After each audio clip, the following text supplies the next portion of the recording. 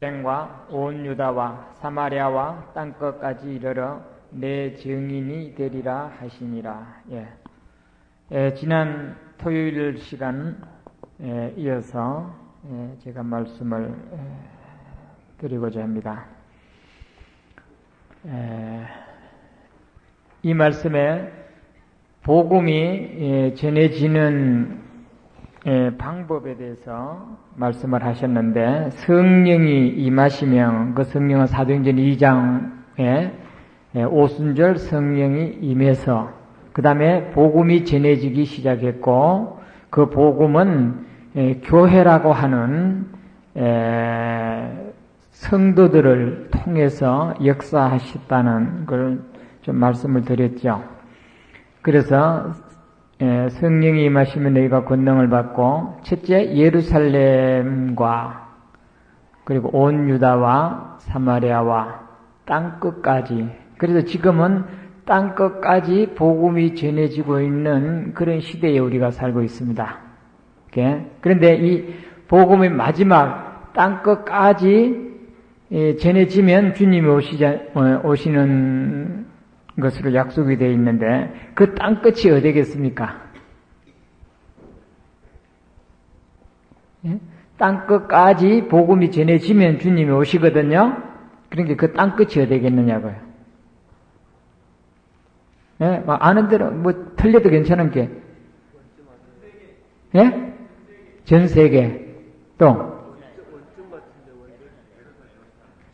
원점. 예루살렘에서 복음이 시작되었으니까, 예루살렘에서 복음이 시작돼서 그것이 점점 유다와 사마리아와 땅끝까지 점점 퍼져나가서, 그래서 전 온 세계가 복음이 전해지고 나면 그 다음에 그 복음이 어디로 가야 돼요? 그것이 원점으로 돌아가야 됩니다. 원점으로 돌아가면 이제 끝이 나는 거예요. 다 전해진 후에 원점으로 돌아가는 것이 이 땅끝이다. 예루살렘에서 복음이 전해졌으니까 그 복음이 다시 예루살렘으로 돌아와야 된다. 그래서 로마서 11장 25절에 마지막으로 이스라엘 민족적인 구원, 그것이 바로 그 예루살렘 끝에 마지막으로 국가적인 복음이 전해질 것을 말하는 것이라 생각됩니다. 그런데 이 복음이 요 방법대로 우리가 사도행전을 읽어보면은 이 사도행전 1장 8절 말씀을 우리가 이해할 수 있게 잘 그것이 묘사되어 있습니다. 왜냐하면은 예루살렘은 복음이 가득 차도 성도들이 다른 곳으로 갈 생각을 안 했죠. 이 사마리아로 간다든지 이방인들에게 복음을 전한다든지 그런 생각은 전혀 하지 않았습니다. 그리고 또 이방인들에게는 복음이 전해져야 할 필요성조차도 가지질 않았습니다. 그래서 예루살렘의 복음이 가득한 때 흩어지지 않으니까 이제 흩어져서 이제 유다로 사마리아로 이렇게 흩어져 가야 되는데 가지 않으니까 어떤 일이 있었어요. 그래서 그 예루살렘 그리스도인들에게 박해가 있었습니다. 그 박해 중에 이제 야고보가 돌에 맞아 죽는 그런 박해가 있었죠. 그것을 기점으로 해서 성도들이 예루살렘에서 유다로 흩어진 그 광경을 볼 수가 있습니다. 그리고 이제 고린도전서 10장에 가서 베드로가 이태리지요. 이탈리아 백부장 고넬료에게 복음을 전해지는, 이제 이방인에게 복음을 전해지는 그런 과정을 볼 수가 있습니다. 그리고 사도행전 끝에 가서 보면 사도 바울이 이제 유대인들에게 이 복음 전하는 이 일로 말미암아 잡혔습니다. 그리고 유대인들 중에 바울을 죽이기 전에는 먹지도 않고 자지도 안 하겠다는 그런 아주 특공대들이 수십 명이 바울을 지키고 따라다니는 그런 아주 참 살벌한 그런 광경들이 있었습니다. 그래서 사도 바울이 물론 자기 생명이 이헛도 느꼈거니와 사도 바울이 그 아그리빠 왕에게 이제 죄에 대한 신문을 받아봤습니다. 그러니까 아그리빠에게 쭉 바울이 간증을 했죠. 자기가 처음에 유대인에게로부터 태어나서 참 엄한 유대교의 엄한 이 교육을 받고 그리고 참 열심히 유대교를 신봉해 왔는데 그런데 결국은 자기가 이 복음 구원을 받은 후에 이제 이렇게 내가 죄 없이 이렇게 붙들려서 지금 아그리빠 왕 앞에 내가 서서 지금 신문을 받는 것이다고. 그러나 아그리빠 왕이요, 님이 한 분이신 줄 믿나니까 믿는 줄 내가 아나이다. 저도 믿습니다. 그리고 성경에 대한 말씀을 믿는 줄 압니다. 저도 그걸 믿습니다. 내가 지금 신문 받는 것이 바로 그것을 위해서 내가 신문을 받고 있다. 그때 이제 이 아그리빠 왕이 볼 때 아무 죄가 없었어요. 없었으나 사도 바울이 자신을 내가 가이사에게 내가 가서 신문을 받겠다. 즉 나는 로마 시민권을 가진 로마 시민이니까 이제 가이사에게 가서 내가 신문을 받겠다. 당신들한테 내가 신문을 받지 않고 가이사에게 가겠다라고 상고를 했습니다. 그래서 가이사에게 상고하지 않았더라면 그냥 아그리빠가 놔주려고 생각을 했는데 이미 이 상고한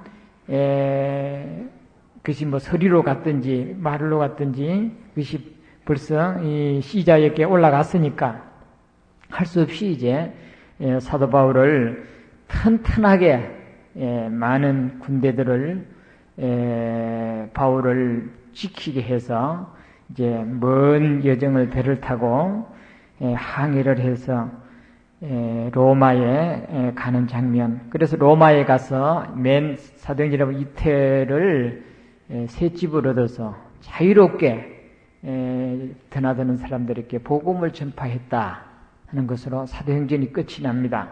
그리고 이제 로마서로 넘어가는데 로마서에 이제 그 로마에 이제 바울을 통해서 복음이 전해지고 복음의 역사가 그 로마 문화권을 통해서 이제 이 전해지는 그런 광경을 볼 수가 있죠. 그런데 우리 사도행전 한 구절을 짚고 넘어갈 때가 하나 있습니다. 사도행전 16장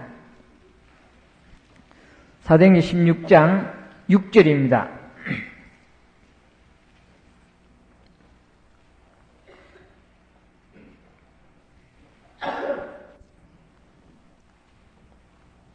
(6절에) 성령이 아시아에서 말씀을 전하지 못하게 하시거늘 버루기아와 갈라디아 땅으로 다녀가 무시아 앞에 이르러 비두니아로 가고자 예스되 예수의 영이 허락지 아니하는지라. 무시아를 지나 드로아로 내려가 갔는데 밤에 환상이 바울에게 보이니 마게도냐 사람 하나가 서서 그에게 청하여 가로되 마게도냐로 건너와서 우리를 도우라 하거늘 바울이 이 환상을 본 후에 우리가 곧 마게도냐로 떠나기를 힘쓰니 이는 하나님이 저 사람들에게 복음을 전하라고 우리를 부르신 줄을 인정함이라. 이 말씀을 보면은 바울이 원래 복음을 전하려고 하는 것은 아시아 지역으로 복음을 전하러 가려고 했던 그 뜻을 여기에서 생각해 볼 수 있습니다. 그런데 아시아로 복음을 전하러 가는 것을 예수의 영이 허락지를 안 했다. 허락지를 안 했다. 그래서 이 마게도냐 형제들이 이제 바울을 초청을 하고 그 마게도냐에 가서 복음을 전했다. 이 마게도냐는 요즘에 좀 상당히 분쟁이 심한 지역 아닙니까? 그 마게도냐 가서 복음을 전파하는. 마게도냐는 이제 유럽이죠. 그래서 바울이 유럽으로 이 복음이 유럽으로 향하게 된 그런 모습을 여기서도 한번 읽어볼 수가 있다고 생각을 합니다. 왜 복음이 아시아에 허락질 않았겠는가? 그것은 물론 역사적인 무슨 문헌이라든지 성경의 어떤 말씀은 없습니다만은, 그러나 우리가 어떤 역사적인 배경을 볼 때에 이 아시아 지역에는 이제 유교라든지 공자라든지 석가라든지 불교가 대단히 성황대진 때였었다고 생각을 합니다. 그래서 그 불교나 유교가 상당히 이 복음을 배격하고 아마 대적하지 않았겠느냐 하는 우리에게 추측도 하게 합니다. 그래서 복음이 유럽으로 가서 유럽의 복음이 힘있게 전해지고, 그 복음이 유럽에서부터 전해진 복음이 다시 아시아로 들어오게 된, 이것을 우리가 한번 예측한데는, 그때 이 복음이 아시아로 먼저 전해져 왔더라면 지금 세계의 판도는 완전히 역순으로 달라질 수도 있지 않겠는가 하는. 왜냐하면 유럽의 문화가 기독교의 바탕 없이 유럽의 문화가 존재할 수 있었겠느냐 하는 것은 너무도 자명한 사실이기 때문입니다.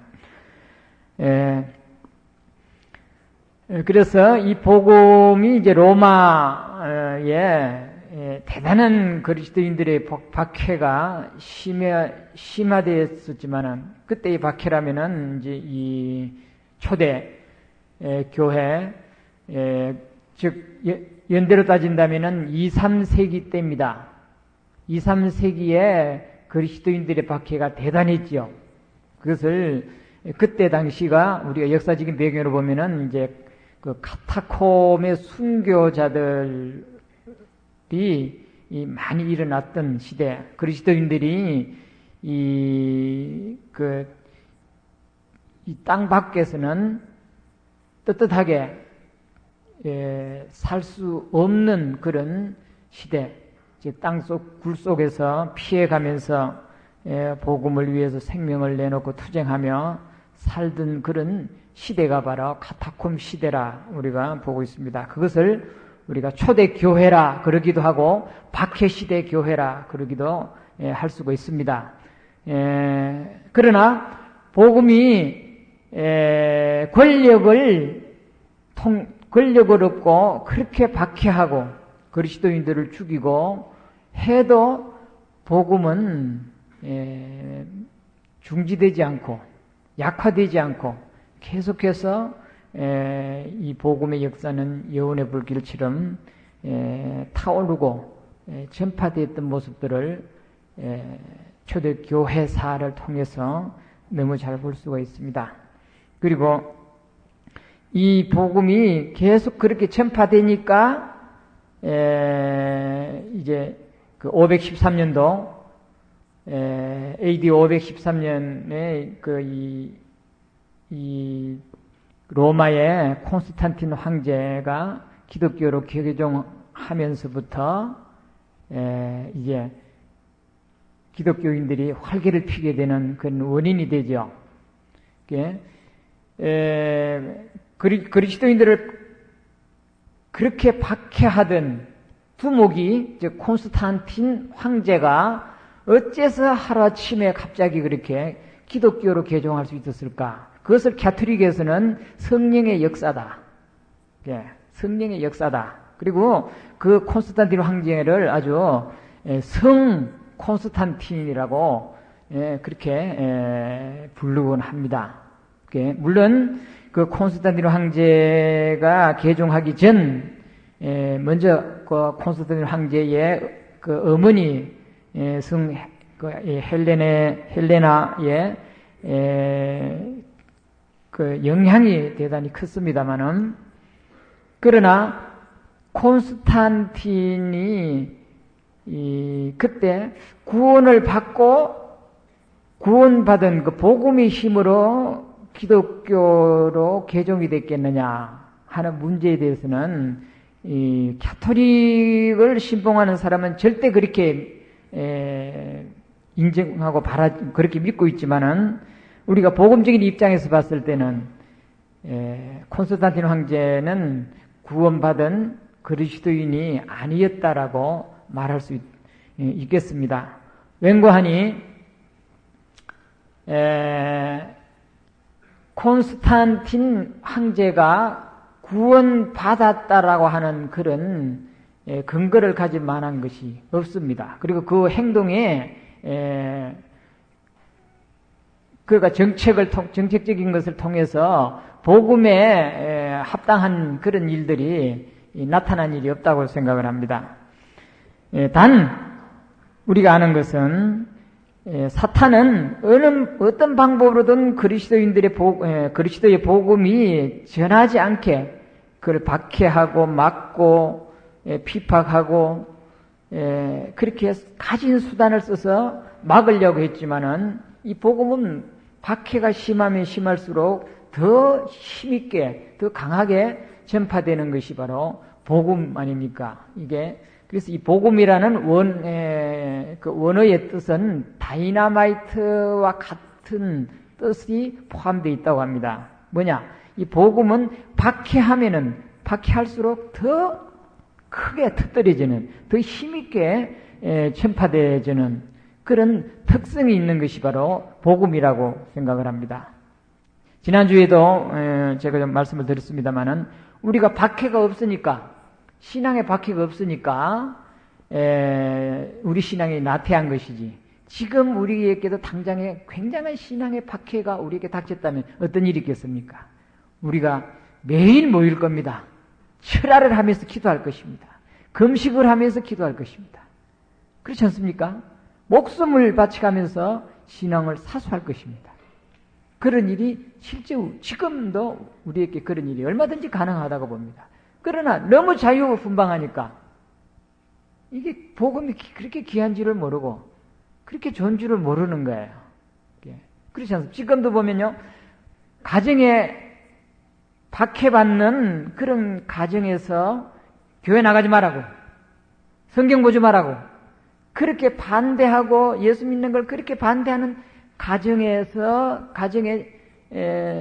속해 있는 여러분들을 신앙하고, 부모님들을 다 구원받고 부모님들이 다 교회 가라고 그리고 권하고, 그리고 신앙의 자유를 100% 주는 자녀들을 신앙하고 견뎌보면은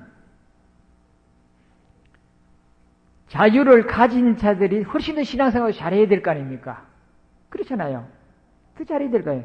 전도하는 것이나 말씀을 읽는 것이나 주님을 위해서 열심히 사는 것이나 생활이나 모든 것이 다 앞서야 될 텐데 그렇지 못합니다. 그렇지 못합니다. 그 이유가 어디에 있느냐? 복음은 박해 가운데 예수님의 말씀대로 누구든지 나를 따라오려거든 자기를 부인하고 자기 십자가를 지고 나를 쫓으라. 예수님이 십자가를 지고 쫓으라는 그 말이 뭐겠어요? 누구든지 자기 십자가를 지고 나를 쫓지 않는 자는 내게 합당치 않다. 그것이 뭐냐면 주님이 핍박을 당했은즉 우리에도 핍박을 받을 것이요. 주님의 고난이 우리에게도 그런 고난이 있다는 것을 말해줍니다. 그런데 그런 것이 없으니 그 신앙이 살아 역사하는 것을 내가 체험하지 못하고 느낄 수가 없다는 생각을 합니다. 그래서 콘스탄틴이 가짜 기독교인이 돼서, 즉 아무리 박해해도 복음은 계속해서 전파되지고 그 복음이 심지어는 그 왕궁에까지 그 복음에 막 쳐들어왔잖아요. 밀려 들어왔지 않습니까? 그럼 못 막을 수 없게 들어왔지 않습니까?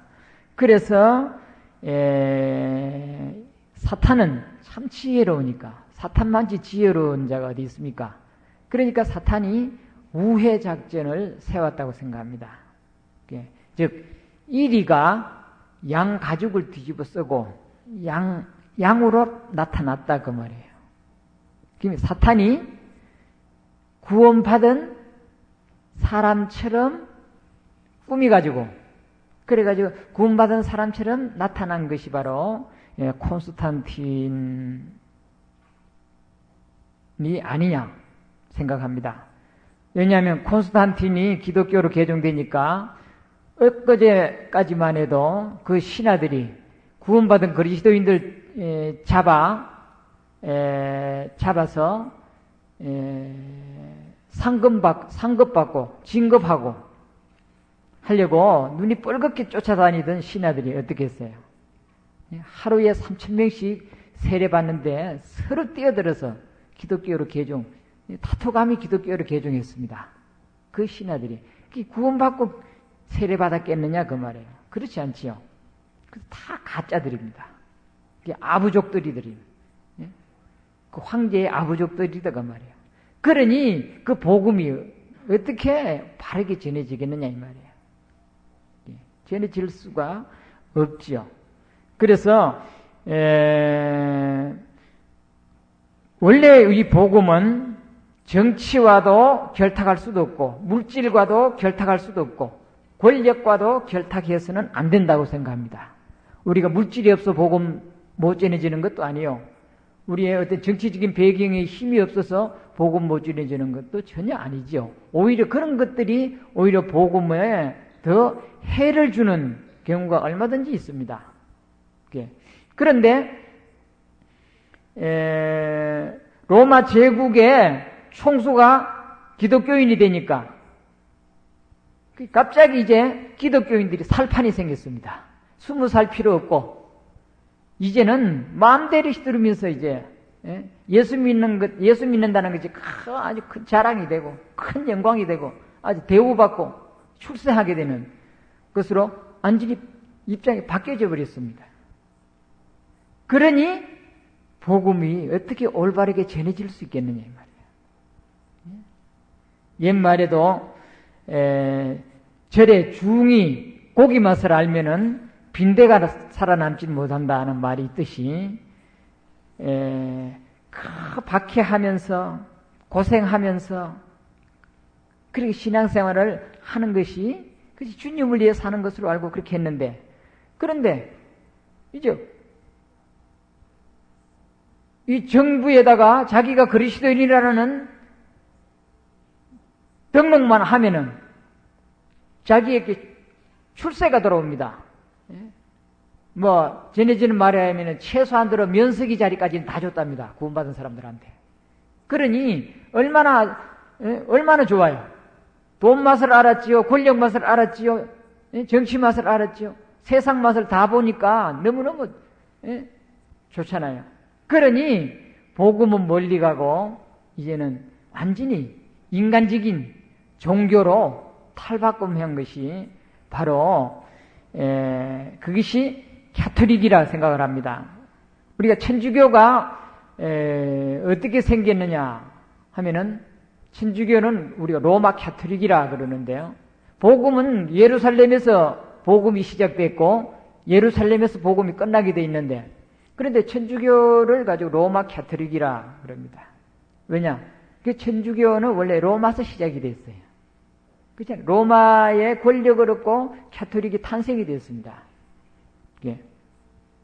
그것은 순수한 복음으로 탄생된 것이 아니라 그것은 거짓 기독교로 탈바꿈됐다고 생각을 합니다. 예. 그래서 그것이 바로 복음과 정치와 권력과 타협하고 바로 손잡은 것이 기점이 됐다고 생각을 합니다. 그 천주교가, 즉 가톨릭이 점점 그리고 로마의 국교가 됐죠. 기독교가 로마의 국교가 되고 그 다음에 기독교의 아주 전성기 같이 자꾸 팽창되면서 어떻게 했습니까? 그것이 이제 역사적으로 중세기로 접어들어갑니다. 중세기를 우리가 어떻게 봅니까? 중세기를 가지고 암흑시대라, 중세 암흑시대라 그렇게들 말하죠. 왜냐하면은 가톨릭에서는 그때 천주교인들이 로마의 권력을 얻고 십자군 전쟁을 일으켰습니다. 그 십자군 전쟁이 200년간, 20년간도 아니고 200년간을 끌어가면서 전쟁을 일으켰습니다. 십자가 깃대 앞에 세우고 예루살렘을 점령한다 합시고 유대인들은 예수 죽인 악마라고 그냥 닥친 대로 죽이고 구원받은 그리스도인들을 그냥 닥치는 대로 그냥 박해하고 죽이는 그런 비참한 일들이 그것이 1~2년에 있었는 것이 아니라 그 200년 동안이나 그런 일을 저지른 일이 바로 가톨릭의 역사입니다. 가톨릭 역사입니다. 그러니 가면 갈수록 그 가톨릭이 부패되고 변질되고 완전히 세속화되고 형식화되는 그때 1917년 독일의 말틴 루터라는 가톨릭 신부, 물론 루터 전에도 구원받은 순수한 그리스도인들이 물론 3세기, 4세기, 5세기, 6세기 쭉 중세 암흑 시대 속에서도 그런 그리스도인들이 순수하게 복음을 지켰던 그리스도인들이 틀림없이 있었다고 생각합니다. 만약에 그런 그리스도인들이 전혀 없었더라면은 복음이 지금 우리에게까지 왔겠느냐라는 것에 대해서는 저는 비관적입니다. 왜 그러냐면은 복음이라는 것은 절대 구원받은 성도들을 통해서 복음이 전해지는 것이지 복음이 전해지는 것이지 구원받은 성도 없이 복음이 전해지겠느냐. 즉 일반 교회 이런 말을 하면은 여러분 잘못하면 오해받는 소지가 되는데요. 그러면은 일반 교회는 전혀 구원이 없지 않느냐, 전혀 있을 수 없지 않느냐. 그런데 물론 구원 못 받은 목사를 통해서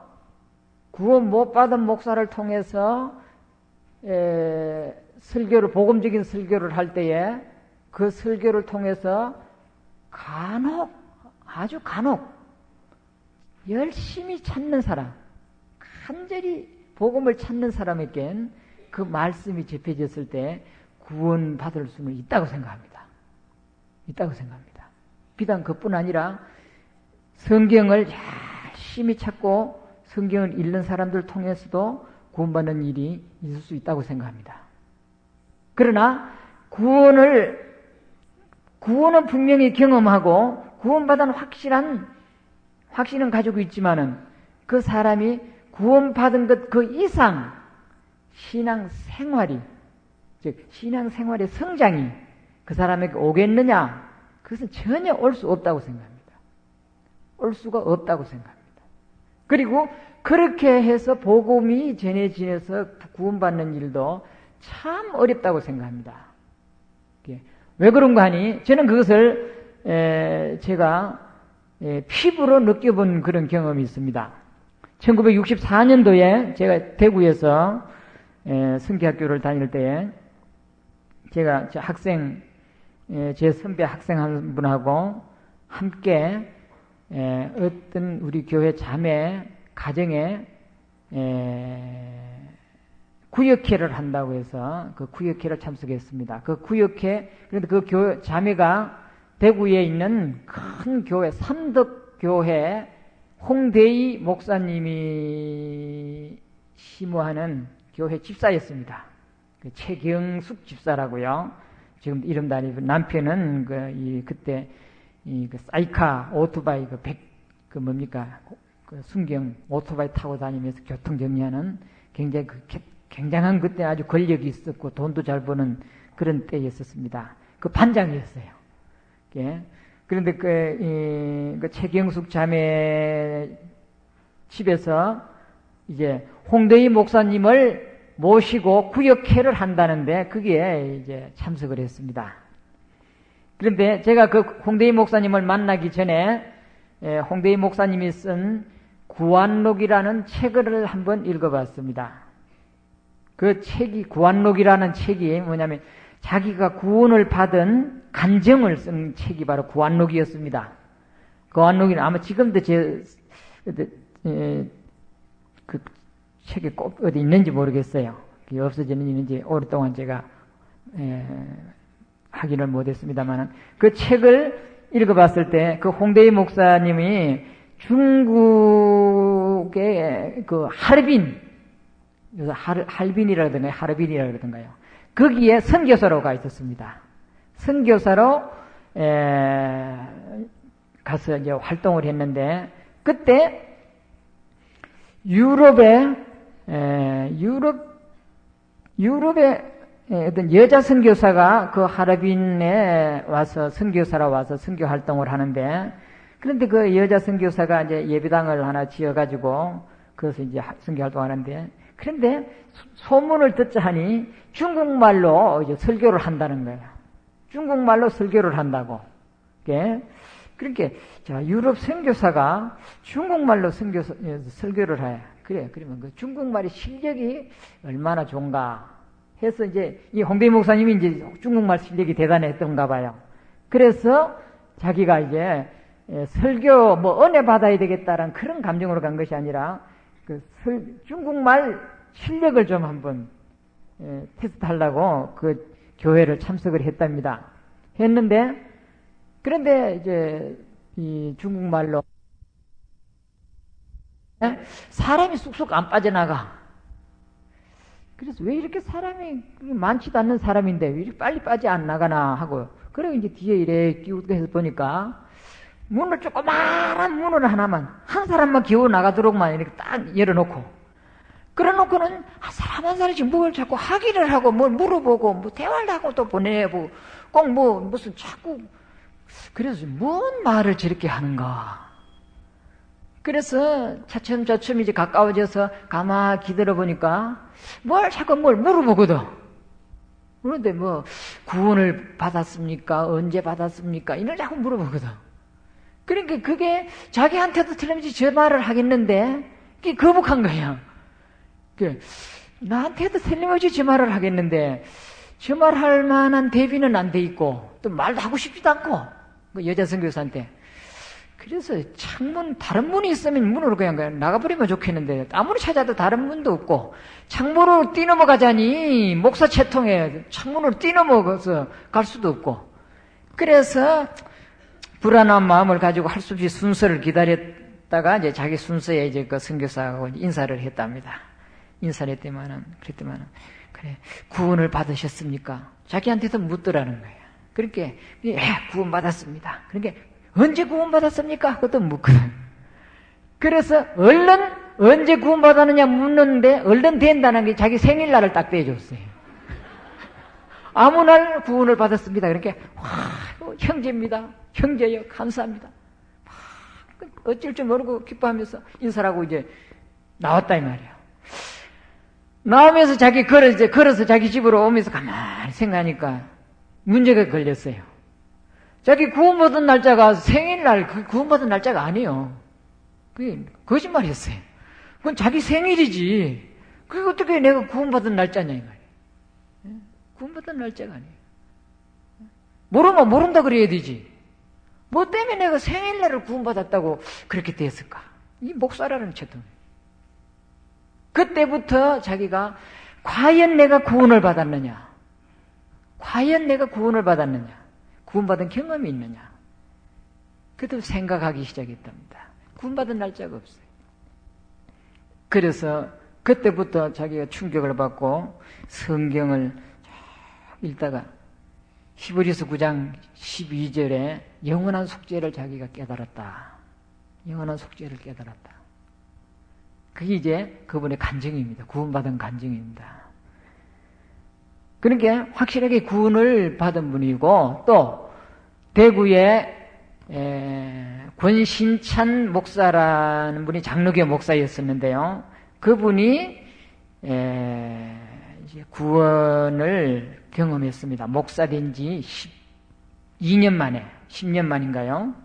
대구 칠성동 장로교회에 심호할 때인데 네덜란드에서 온 기수 선교사 그 네덜란드 말로 케이스 글라스라는 선교사가 이제 자기 교회에 와서 부흥회를 인도하는데, 그런데 사람은 거듭나야 천국 갑니다. 중생의 경험이 있어야 됩니다 하고 첫날부터 시종 거듭나야 된다고만 외쳤어요.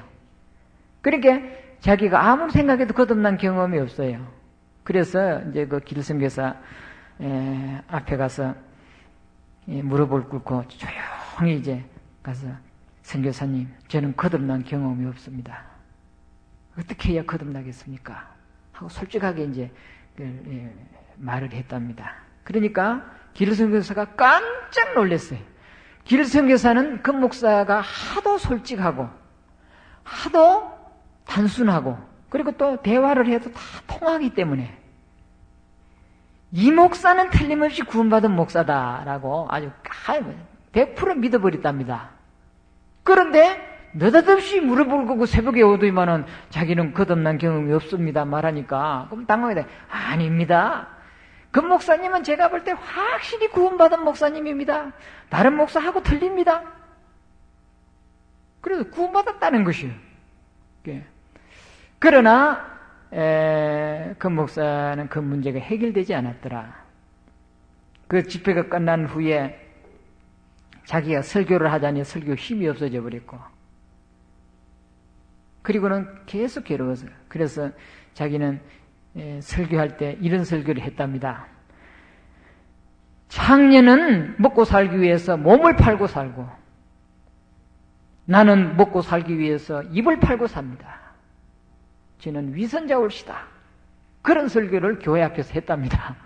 하도 괴로워서 못 견디서 나는 입 팔아먹는 목사가 됐구나. 입을 팔아. 여러분, 선하게 사십시오. 착하게 사십시오. 하나님을 믿으십시오. 자기도 경험 없으면서 그렇게 입을 팔고 먹고 사니 창녀보다 나을 게 내가 뭐가 있느냐. 창녀 신세는 내 신세는 다를 바가 없다. 그만치 괴로웠답니다. 그러다가 그 후 얼마 후에 이 서재에서 토요일 날 저녁에 설교 준비를 하는데, 이제 설교 준비를 하는 가운데 구원이라는 제목을 탁 걸어놓고, 이제 되게 목사들은 이제 제목이 먼저 선정이 되고 설교 준비를 하지 않습니까?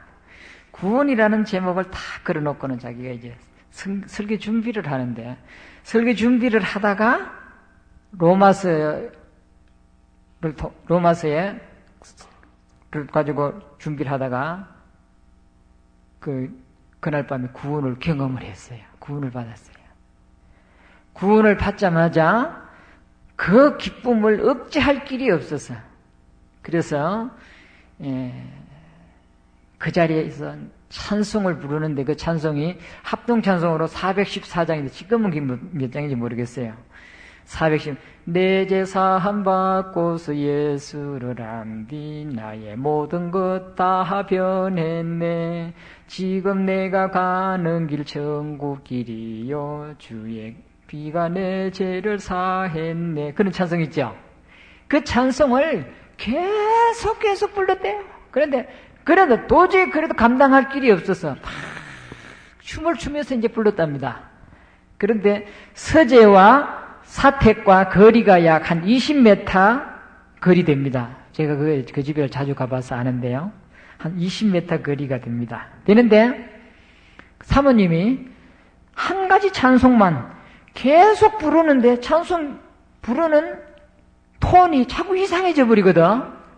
그래서 그때 이제 그 딸이, 그 목사님 딸이 신명 여고 3학년 다녔습니다. 그런데 그 이름이 이제 권윤자인데요. 그러면 야, 윤자야. 너 아버지한테 가봐라. 너 아버지 왜 저하나? 안 하던 짓을 저리 자꾸 한다. 가보라고. 서재에 한번 가보라고. 그래서 이제 그 딸이 집에서 나와서 서재 문을 딱 조금씩 열고 아버지를 보니까 그만 깜짝 놀랐어요. 왜냐면 아버지가 미쳤다 이 말이에요. 안 하던 짓을 막 춤을 추면서 찬송을 부르니 그런 일이 한 번도 없었거든. 그런 게 그만 문을 열고 쫓아 들어가가지고 아버지를 막 꺼놔놨어요. 꺼놓고 막 벌벌 떨면서 아버지 미쳤나 왜 카노 하면서 막 미쳤느냐고 하니까 그 목사님 말씀이 아주 웃기는 말씀입니다. 야, 인연아, 내가 미쳤게 미쳤는데 옳게 미쳤다고. 옳게 미쳤다고. 거꾸로 미친 거 아니라 바르게 미쳤다. 그렇게 구원을 받고 그 다음에 길선교사를 찾아가서 침례를 받았습니다. 목사가. 침례를 받자마자 대구 장로교회가 해딱 뒤집어졌습니다. 교회들이, 목사들이. 왜? 목사가 이제 구원을 받았다고 하고 그리고 침례를 받았으니 이게 있을 수가 있느냐 이 말이에요. 있을 수가 있느냐 이 말이에요. 그래서 그것을 목사 징계에 해부를 해서 그래서 종교 재판을 받았습니다. 많은 목사들이 침례만 구원받은 건 좋다 이거야. 그거는 좋다 이거야. 그런데 어떻게 목사가 침례를 다시 재침례를 받을 수가 있느냐? 이것만은 거다라. 그것만은 잘못했다고 시정해라. 그러나 뭐 끝까지 약세는 세례가 아니요. 침례는 당연하게 내가 당연하게 받을 것을 받았다. 그것을 거두지 않았습니다. 그래서 할 수 없이 이제 그 장로교에서 쫓아냈습니다. 쫓겨난 그 목사는 대구 시내를 다니면서 달성공원으로 다니면서 예수 믿어야 된다고 그리고 교인들 만나면 구원받아야 된다고 외치고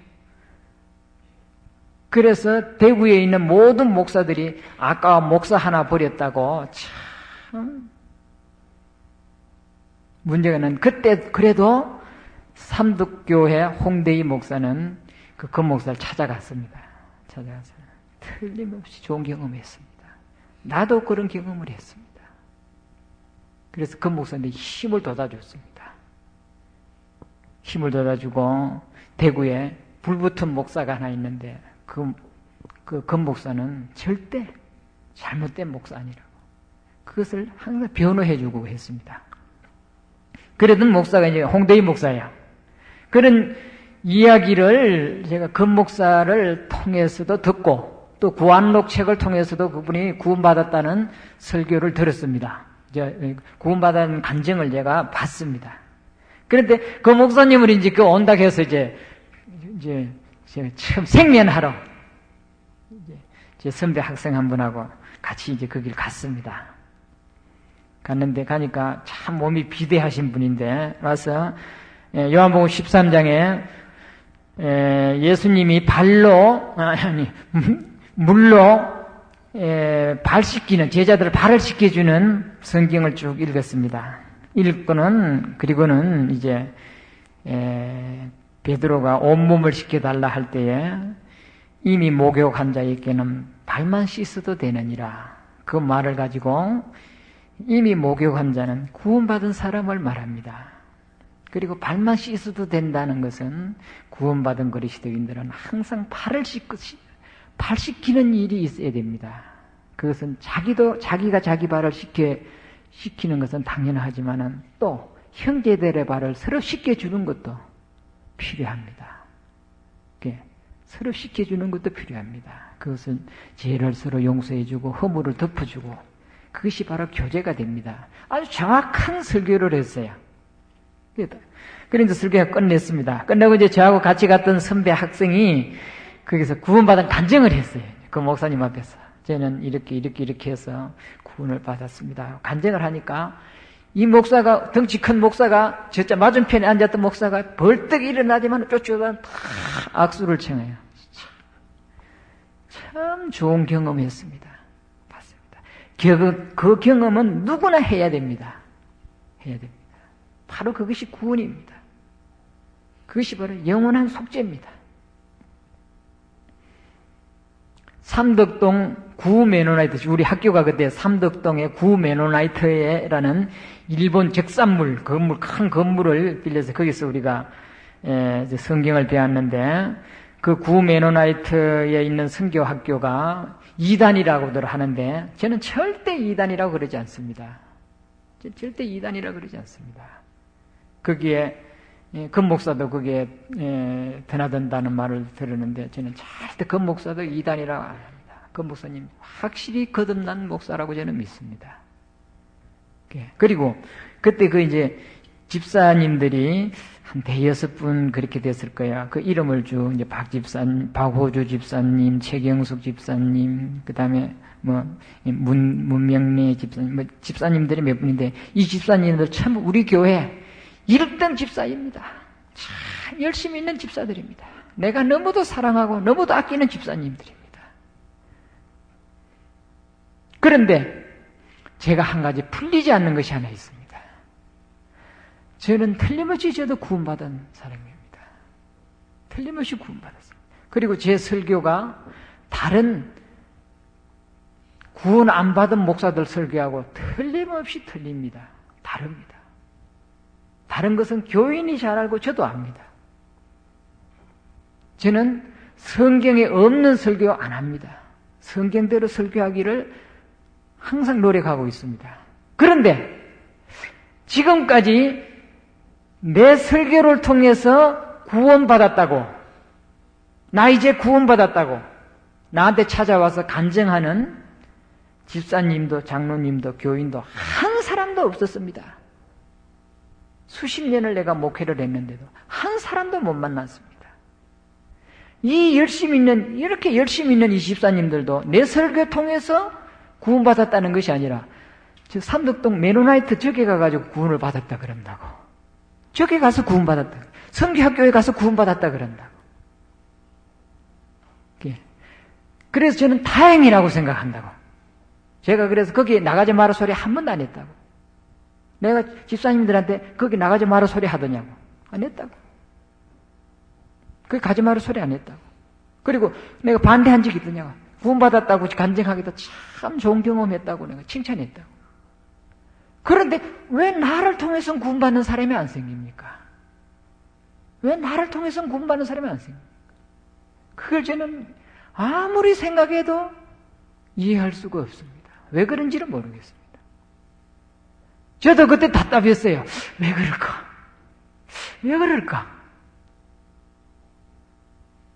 틀림없이 구원받은 목사님이고 통하는데, 간증도 통하고 교제도 다 통하는데, 그런데 저 훌륭한 저 목사님 통해서 이 집사님들도 구원을 못 받고 왜 못 받았을까?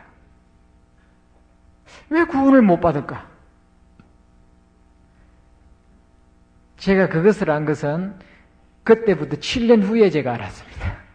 7년 후에 즉 교제가 무엇인지, 즉 교회가 무엇인지, 주님은 교회를 통해서 역사하신다. 성령이 교회 속에 역사하시지 않습니까? 그렇죠?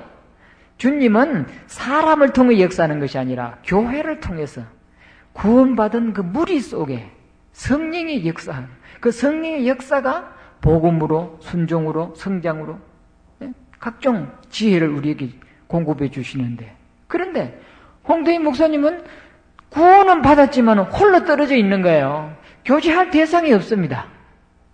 교제할 목사로서도 아주 거두지요. 거목입니다.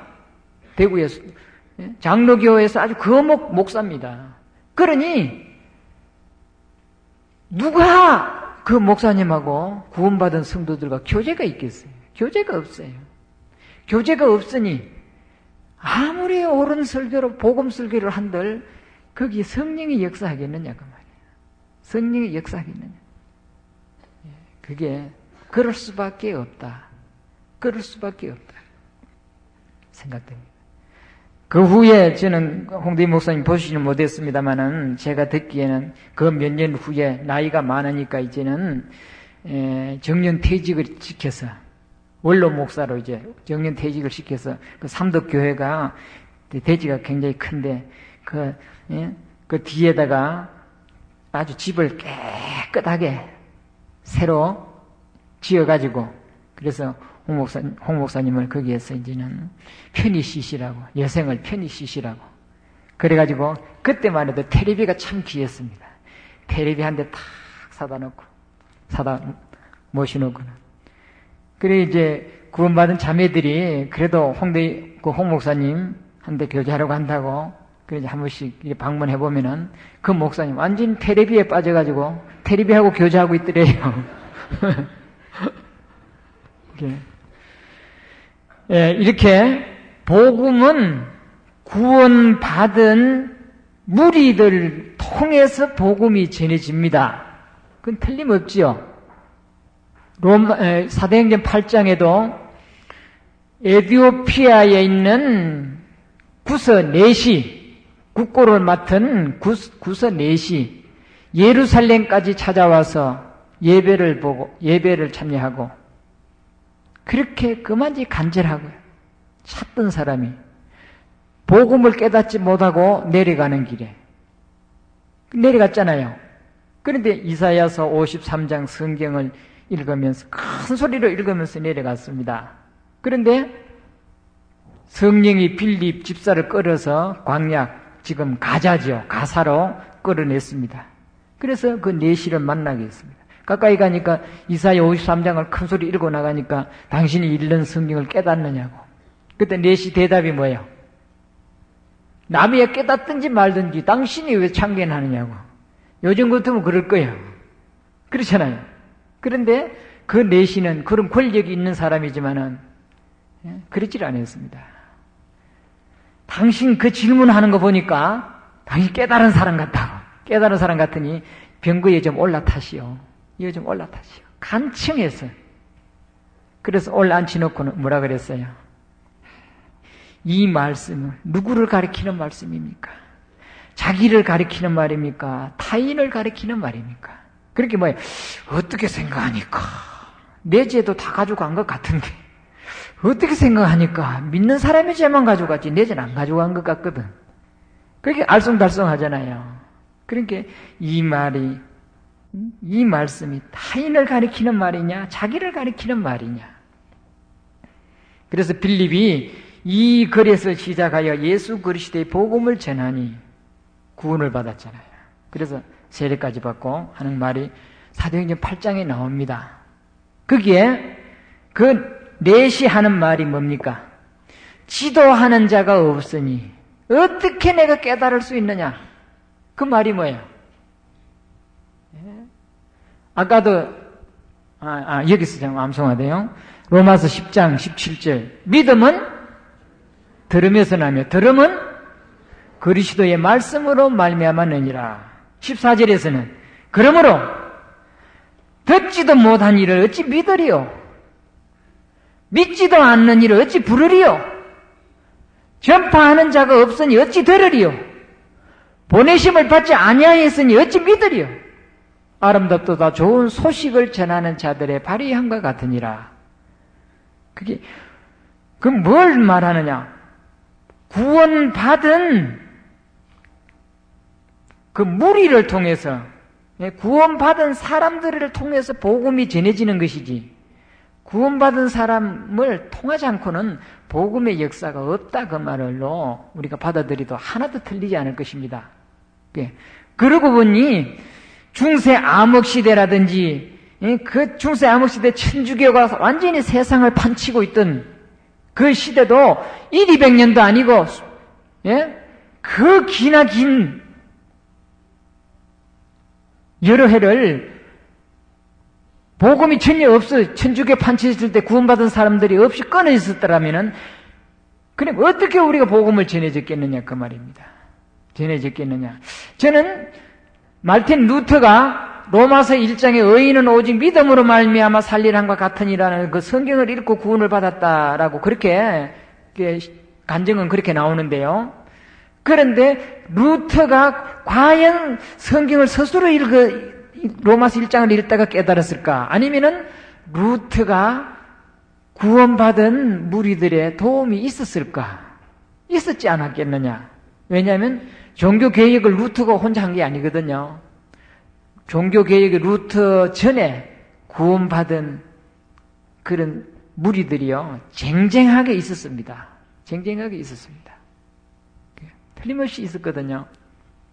그래서 그 복음이 신랄같이라도 그 물줄기가 말이에요. 복음의 물줄기가 그 천주교 전승기 시대, 중세 암흑 시대, 박해 시대 그 시대도 구원받은 그리스도인들이 혹은 토굴에서 혹은 그늘진 곳에서 몰래 복음을 실어서 이어준 그 복음을 실어준 그런 성도들이 있었기에 그것이 이제 1517년에 이 루터가 종교 개혁을 함으로 말미암아 그것이 이제 프로테스탄트로 천주교에서 말하는 그 신교회죠. 그걸 열교라 그럽니다만 자기들은 복음이 이제 전해지는 그런 과정, 그런 것이 틀림없이 물줄기가 흐르도록 어떤 이 파이프 역할을 한 그 성령이 흘러내리도록 실어준 복음의 역사를 실어준 그런 성도들이 있었다고 생각을 합니다. 그것이 계속 제가 오늘 또 벌써 시간이 지나버려서 또 우리나라 복음의 과정을 말씀을 못 드립니다만은 그것이 우리가 한국 교회사를 보면은 이남에는 복음 없었고 이남에는 좀 있었다면은 성결교가 들어왔을 때 바뜻 복음의 역사가 바뜻 있었다고 생각합니다.